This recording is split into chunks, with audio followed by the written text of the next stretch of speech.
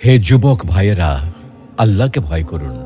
ওই ভয়াবহ দিবসের কথা স্মরণ করুন, যেদিন আপনার জীবনের সব সুখ ও আনন্দ বিলাসকে ধূলিসাৎ করে দেবে। সেই দিনের কথা স্মরণ করুন, যেদিন আপনি হবে নির্জন কবরের একা বাসিন্দা। সেদিনের কথা স্মরণ করুন, যেদিন আপনার সন্তান সন্ততি, স্ত্রী, পরিবার, আত্মীয় স্বজন, পাড়া প্রতিবেশী, ধন সম্পদ, বন্ধু বান্ধব সব কিছু থেকে আপনি বিচ্ছিন্ন হয়ে যাবেন। কবরের সংকীর্ণতা ও ঘুটঘুটে অন্ধকারের কথা কি আপনার একবারও মনে পড়ে না? কবরের বিভীষিকাময় ও ভয়ঙ্কর অবস্থা কি আপনার স্মরণ হয় না? কবরের শাস্তির ভয় কি আপনার অন্তরাত্মা প্রকম্পিত হয় না?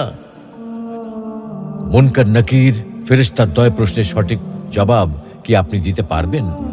একথা একবারও কি ভেবেছেন? অনুরূপভাবে কবরের অপুরন্ত সুখ ও অনাবিল শান্তির কথা কখনো কি আপনার হৃদয়ে পটে জাগ্রত হয় না?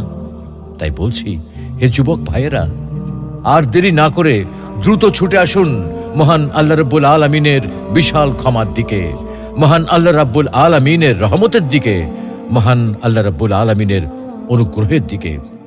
মহান আল্লাহ রাব্বুল আলামিন আপনাদেরকে বলছেন, তবু কি তারা আল্লাহর কাছে তওবা করবে না এবং তার কাছে মাপ চাইবে না? আল্লাহ অত্যন্ত ক্ষমাশীল,